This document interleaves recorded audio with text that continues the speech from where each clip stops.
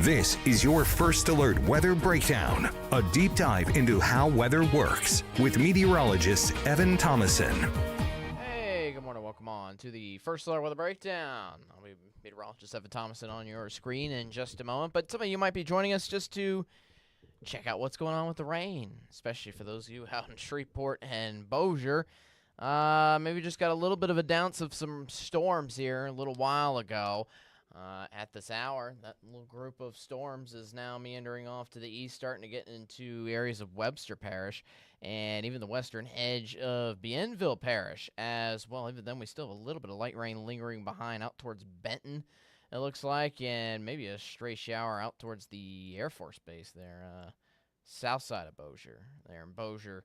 Southern half of Bossier Parish. Houghton just ending their coverage of the rainstorms here for now as well. If you look in the grand scheme of things, look at the rest of the region. Bone dry here pretty much. One stray shower, and a little tiny group of stray showers there in Nacogdoches, and one tiny cell in Sabine Parish. But besides that, and one stray cell in DeSoto Parish. You get the point, though. I mean, most of the storm coverage is very stray here for the day today, and overall, good portion of us are still hanging around, at least with dry conditions here for now. We'll see if that's going to last in our First Alert Weather Breakdown. Welcome on into the First Alert Weather Breakdown. Again, I'm meteorologist Evan Thomason. Thank you for joining us here for the day today. It is always an honor to get to see you all. Well, I don't see you, but you see me, and I get to talk on this platform. You get the point. Anyways, thanks for joining us. We have a special episode here for the day today. We have Met Chat. I love Met Chats. Met Chats are one of the best things I think that we do here on First Alert Weather Breakdown. It's where you don't just see me, you don't just see CJ, who is not the host of today's First Alert Weather Breakdown, but you also get to see me, Chief Meteorologist Matt Jones, here on the First Alert Weather Breakdown. Obviously, Matt Jones is the only person who doesn't really host this at all, but this is his time to shine, so to speak. For today's Met Chat, it's kind of a little bit of an old topic, a little bit, because the 20th year anniversary of this was last week on last Friday, but we finally met together for the 20th year anniversary of Hurricane Katrina. We essentially shared with us our different experiences, what we learned, those kind of things, essentially, from the storm itself. Now, obviously, not everybody was, well, for example, Matt was in high school, yes, but me and CJ were alive, yes, but young. We were about, I think CJ said he was 4. I think he says it in the Met Chat, and I think I was 6. So, children. Me and CJ were little kids at the time Katrina came on through. So, just goes to show you how much time has passed, certainly. So, again, that Met Chat will be coming up in just a little while. So, we held off this 20-year anniversary Met Chat as well. Mainly due to the fact of the three of us couldn't meet at all last week. Last week was not a good week scheduling-wise. Two of us were there was always someone off work last week, so we couldn't really meet, the three of us all together. So we finally were able to meet this week, and I still wanted to go over that topic thoroughly and to kind of give Katrina the respect it kind of deserves, especially being so close to the devastating area here. All right, so that Met Chat's going to be later. Excuse me. As I continue to get burps out of my system, I guess.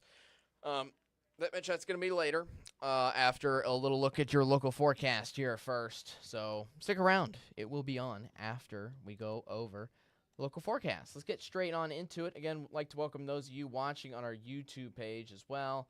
Again, feel free to leave any comments if you have any questions. All right, I'm still getting control of my graphics here. Trying to get back to the beginning of my presentation, so to speak. There we go. Live looking at KSLA Skycam once it comes up. There it goes. Still some gray skies over where it's rained, which was mainly the north side of Shreveport here. Shreveport itself, still a little damp. We got storms here even early this morning from a stray storm out in Shreveport around 4 or 5 in the morning. For those of you who kind of woke up briefly and were like, huh, it's raining. You know, woke up due to the rain or just felt it come through. That hit about 4 to 5 a.m., somewhere around that time range. Didn't last too long. But we did get rain showers in downtown and the southern end of Shreveport earlier on. Meanwhile, Texarkana Window World Skycam, a lot more sunshine coming on through here. Still some cloud cover, but nothing looking nearly as threatening there as what we've been experiencing around Shreveport. Texarkana hasn't had a drop of rain at all today. But just in case, grab out the rain gear. Again, it is a just-in-case basis here for today, not a necessity. You saw the Doppler radar. We're dealing with just a few tiny little cells meandering around the region, but there's still a lucky few of you which are not going to receive a storm at all today, which good for you. But overall, here are weather headlines. So those few storms that we just went over continue to meander around the Arklatex in throughout a good portion of the day today. That will also continue on into the afternoon. In fact, even for the afternoon, I think we could get a few more numerous storms working in here. That's before we completely dry out the skies here for tomorrow and Friday. Completely dry. As a result, though, we heat things up a good bit. The summer heat, the summer humidity, that's going to be back in the Arklatex here to end off this work week here for Thursday and Friday. But the stretch of hot days is going to be very brief, essentially 2 days, again, between Thursday and Friday. Once you head in on the weekend, that's when we cool down next. Unfortunately, that does come with a good chance of storms here for this coming weekend as well. Temperatures 85 at Texarkana, 79 into Shreveport, 80 in Natchitoches, 79 into Queens. Still getting certainly a little toasty out there here for the day today. Hottest spot right now is in Texarkana, where we just saw that webcam was getting a lot more sunshine and blue skies. Highs today, 90 in Texarkana, 89 into DeKalb, across East Texas, 90 in Marshall, 90 in Longview, 90 in Carthage, 90 in Nacogdoches, 92 in Shreveport, 88 in Ringgold, 88 in Natchitoches. Just so you know, these are pretty much scheduled high temperatures similar to that of yesterday. We had a high of 94, for example, in Shreveport, so if anything, maybe a little bit down than that. As for the feels like temperatures today, 93 in Shreveport, 93 in Texarkana. That humidity's there, but it's not as strong as what's going to be here for Thursday and Friday coming on up. That's probably the biggest change that we're expecting. Upper 90s, low 100s expected for feels like temperatures starting tomorrow. And that's going to carry on into the most part here for your Friday, too. Overall, here are the next 5 days on the feels like temperature graph here. Again, remaining hot here for your Thursday and Friday, kind of just below the heat advisory territory there for the end of the work week. Then once we head into the weekend, much better. Much better. Feels like temperatures in the 80s there for Saturday. Now, here's the first look. Check to your Doppler radar. Again, just 1, 2, maybe 3 if you count Sabine Parish. Little tiny groups of storms there for you. The most kind of relevant little round of the storms is right now moving into Bienville Parish. This is this round that just barely scraped by the northern edge of Shreveport and hit Bossier almost only. If you kind of include areas surrounded by the LA 31-32 corridor and I-220 as well. Essentially, this round of storms is now heading into southern Webster Parish. Even got a little round that's headed into the north side of Webster Parish as well. That's going to be maybe scraping by Minden here in the next little bit. Meanwhile, Ringgold got lots of heavy rain earlier on this morning. About to get another round of it here in just the next few minutes. Meanwhile, we do have a few trailing showers, which are still just now heading into Bossier Parish. Most of this is on the north side of Bossier.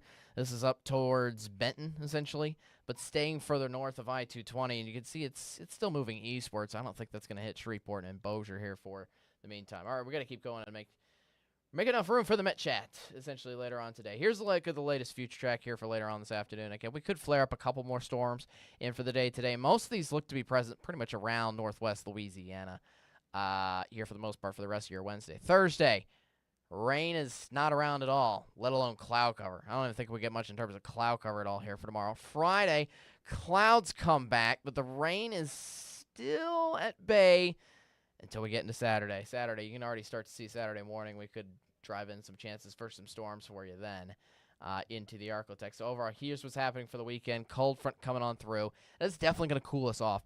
I will say, I've seen so many different weather models that have timed the storms coming through at different timelines. Overall, I'm expecting a chance of storms. I think we do get a good amount of storms in here. And overall, that chance for storms kind of lingers on for a good substantial little while because weather models can't really agree on a set day to let the shower activity come on through. So overall, any time between, say, Saturday to Monday, I got a chance of storms here for you. So storms are looking a little more present around here for Sunday compared to Saturday. As of right now, that could change. Just so you know, we're going to keep you first alert about that in the 2 days ahead. But overall, what you do need to know is a chance of storms here for the weekend. To be fair, that cools us off. Look at those highs. 80s for highs. Here's a quick first alert check to your tropics.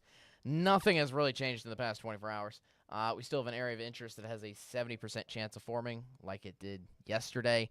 It's moved a little bit farther west than what it was yesterday, but still likely to become Gabrielle.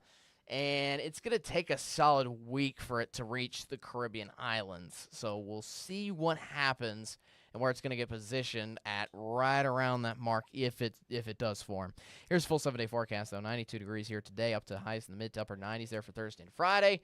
We're cooling off into the 80s, and we have a good streak in the 80s, hopefully. Mid-80s there for Sunday and Monday before heating up next week. Highs back to 89 by Tuesday. I'm expecting highs in the middle to late part of next week to get back into the 90s once we dry things out.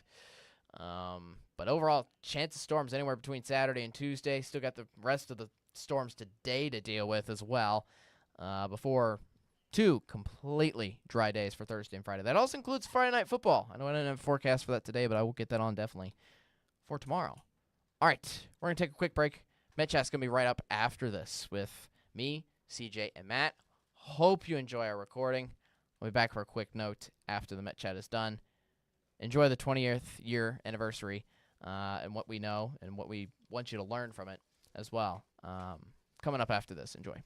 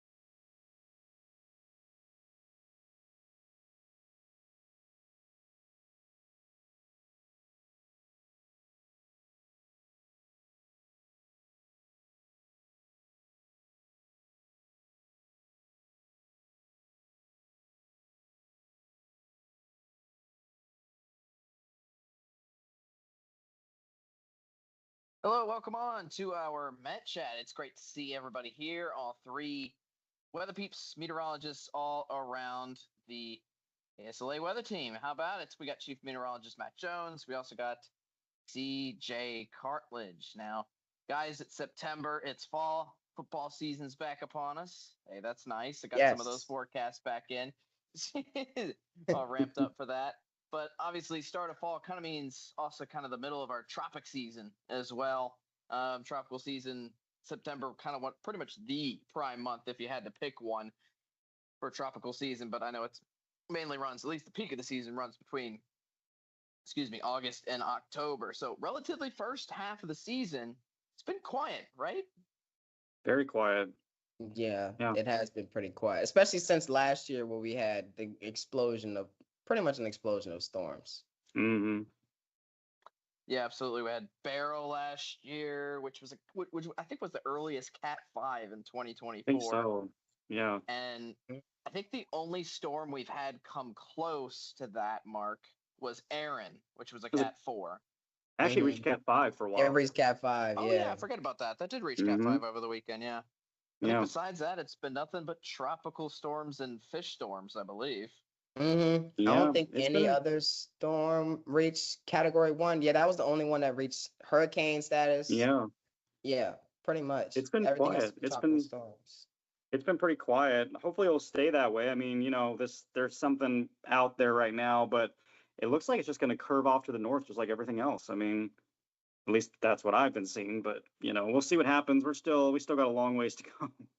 Yeah, and I'm not complaining at all for No. any means necessary. No, no. Even though people are predicting an above average season. And the last thing I want to speak on this before we get into our main discussion is I don't want to underestimate what the previous tropical storms have even done, because we had the remnants of Barry cause that horrific flash flooding in Texas. We had Mhm. Chantal cause all the flash flooding in North Carolina for a night or two. Torrential tropical rains that we have had so far this year, but on a grand scale, just the number of storms we've had so far has kind of been a little lackluster, which is good. Great. But as we know, all it takes is one storm to be able to do any time of damage during tropical season. So one of the most infamous storms, obviously in history, especially recent history, is Hurricane Katrina back in 2005. Last week was the 20th anniversary. Last week we kind of had different schedules, so we weren't able to do a Met Chat then, but we were able to do it this week. And we wanted to give you kind of our own personal experiences on it and see how it's changed the industry a little bit as a whole. So obviously it's been 20 years. To go back 20 years in time for all three of us, you'd have to go back to when Matt was, I believe, in high school. I was heading into first grade, and CJ was in pre-K. So obviously, our memories are a little twisted. You're looking through the eyes of a youngster, or younger generation, essentially at that time frame. Obviously, you don't get like the full aspect of what, especially adults had to deal with, especially for those who lived in New Orleans.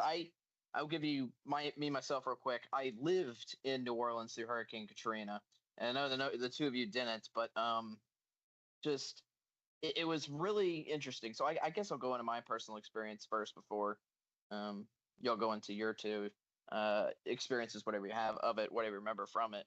I had just moved from Georgia, where I was born, to New Orleans, the suburbs of New Orleans, in August of 2005, which was great timing. I always say it's tremendous timing how that worked out. Essentially 3 to 4 weeks later, then the hurricane came. Me and my family evacuated to one of the spots my parents had previously lived, which was Texas, southeast Texas, around Galveston. I don't remember much about the trip over. I don't remember much about the trip back. The only distinct memories I have were taking photos and boarding up the windows before we left. There's a photo on my social media page also of just says "Go away, Katrina" on the front of the front front windows. Took that photo. I remember watching on TV all the live coverage of everything happening at once, which was really surreal. Kind of felt like a bad story, honestly, bad childhood memory, bedtime story, nightmare, if you will, in that regard. Especially, as I said, I was just going into first grade, so young kid, and then coming back to all the damage. Now, thankfully, I will say my house wasn't one of the homes that was kind of surrounded by the infamous flooding, which is good news. It didn't get flooded out like everything you see when you come to those most horrific photos of Hurricane Katrina, but I still received tons of damage. It felt like I came back to just an absolute train wreck.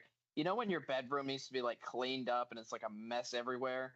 That's essentially what it was outside, with all the debris all around, all over the place, tree limbs all around. We had trees down everywhere, fence particles wherever. Obviously, people still prepared, so there was nothing like loose, like, recreation stuff like basketball hoops or anything like that outside. But it was just really surreal to come back to. And the community was devastated. I could tell that I was like, especially to the eyes of me, I was like, how could this happen? how could something so terrible happen to a significant area? And obviously, that took a huge hit on the economy in New Orleans. I got to see that firsthand. The last thing I want to get to, I know all the damage about it, but this is also why I turned to meteorology through my youth. And growing up, I became more intrigued by meteorology. It is not by what the storm did and the damage. I'm always intrigued by that and always in awe of that about that. But it was the way the community rallied behind things and really showed themselves the most when they needed it. Obviously, everybody was hurting. We can get into the response and all that, and it was a travesty. But still, at the end of the day, 20 years later, New Orleans is a community that still rallies itself and gets through together, which was really impressive. They're it's kind of that giving. They have such a great community feel, essentially, and that's what I always want to strive to do. Honestly, Yeah. so it was really impressive. Yeah, that's really cool. Yeah, I guess I'll go into, obviously I wasn't living in New Orleans at the time. I was living in Colorado because I'm from Denver. So I was a junior in high school, but I had already been interested in weather way before Katrina. But what I remember from Katrina really is that, it actually crossed over South Florida as a Cat 1 and it hit like the Miami, West Palm area. The interesting thing about Katrina is it actually continued to strengthen as it moved over land. Like it moved over the Everglades in South Florida, which is a very swampy area. So as it crossed over the Florida Peninsula, it just continued to strengthen right over the peninsula. Then it exploded to a Cat 5. Of course, in the Gulf, it was massive. And then what some people forget sometimes is that it actually technically did weaken quite a bit before landfall, weakened down back to a Cat 3 as it made landfall. But the problem you know, is that it was such a large storm, and so even though it had weakened to a Cat 3, it had the storm surge of a Cat 5 because that's what it had previously been. And so I think what happened maybe too is that people maybe let their guard down a little bit at the last second because they saw that it was weakening, but not realizing that it had this huge storm surge with it. And that was really the big story with Katrina, was not so much the actual landfall itself. I mean, that was a big deal with the wind, obviously, the strong wind gusts and the heavy rain, but it's really what happened with that storm surge. That was the biggest issue. And really, the worst storm surge wasn't really even in New Orleans. It was in Gulfport, Mississippi, the Mississippi coast. I think, if I'm not mistaken, I think it was like, what, a 20-foot storm surge or something, like huge. Yep. And so that pretty much like wiped out the Mississippi coastline entirely. And and I remember seeing some videos, some pictures of like these big casinos that they had on the beach that just like floated, like it took the entire casino and like floated it like crazy. And then of course New Orleans, it was really what happened in the weeks after Katrina when the levees failed, and then just a really sad situation with like poverty, like combination of a really impoverished area already, and then bringing that in, and it's just really sad. Like, of course, the Superdome and all that with people, just a horrific situation, like a humanitarian crisis, weeks and even months after Katrina. And I don't know the death toll top of my head, but I believe the main death toll might have happened in the weeks after, just with people like starving, and I don't know, at the Superdome. It's just horrible. So Yeah, it was definitely a horrific scene to hear about and to learn about.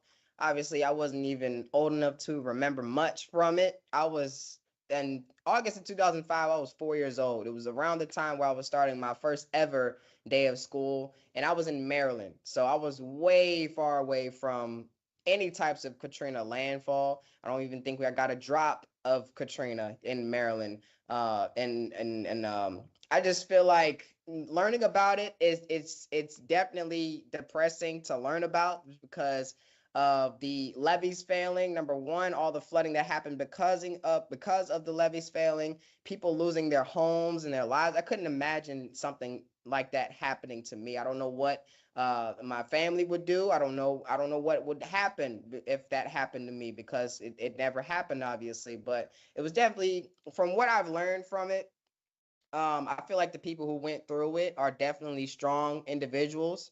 I definitely feel like they are, they become better people because of it, or that I guess it's it's definitely just very interesting to learn about. I don't have too much to say about it, but I have learned a lot. I learned some stories from TikTok, and I know there's a documentary on it on Netflix that I want to watch about it to learn more about it. Especially since it's 20 years later from it, I probably should watch it soon. But it's definitely a feat that most people um, are still affected by to this day. And my thoughts and prayers and my heart goes out to everyone who's experienced this tragedy and who still is affected by this tragedy to this day. I know some people are still, or I hear that some people are still trying to repair their homes and try to get their lives back together to this day, 20 years later.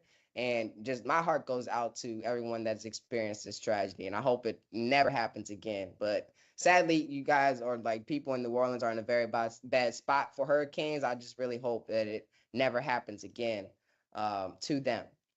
Yeah. I'd like to bring up kind of a point that both of y'all mentioned. For CJ, it kind of just wishing that this never happened again. This is kind of just a lesson learned. And Matt mentioned the humanitarian crisis. I had an internship in college with emergency management. First of all, huge respect for all emergency managers out there because they're the ones kind of in charge of these kinds of situations if it comes down to specific humanitarian crises like hurricanes, earthquakes, or even what we've seen in recent news outside of weather with the explosion that happened. I think it was in Tangipahoa Parish. I don't know. Anyways, the point is huge respect for emergency managers, and the one kind of textbook thing that they pinpoint to on lessons learned in hurricanes, they always pinpoint to Hurricane Katrina. Because not only was the actual event was terrible and obviously the levees flooded, but the response, I don't want to get too much in politics about this, but the response was horrific. It was horrific. It took too long to get down resources down there, and they learned their lessons. One of the interesting aspects about this as well. This kind of goes outside of obviously they're still recovering most of the most flooded areas on the east side of New Orleans there. One of the areas I'd like to tailor people to that's a little bit more on the lighter side of what Hurricane Katrina did is looking at Six Flags. New Orleans, people don't even know this. They had a Six Flags before Katrina hit. Katrina hit. Six Flags didn't have enough money to refurbish the rides at all after Katrina hit. So what happened? And they didn't have enough money to tear it down.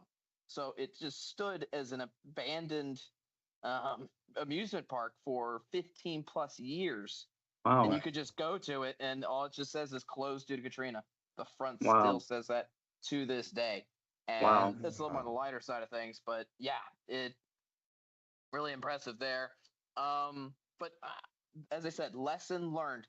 They have had their hands full with several hurricanes ever since. And the biggest example I like to use is Hurricane Ida, which happened back, I believe it was 2021.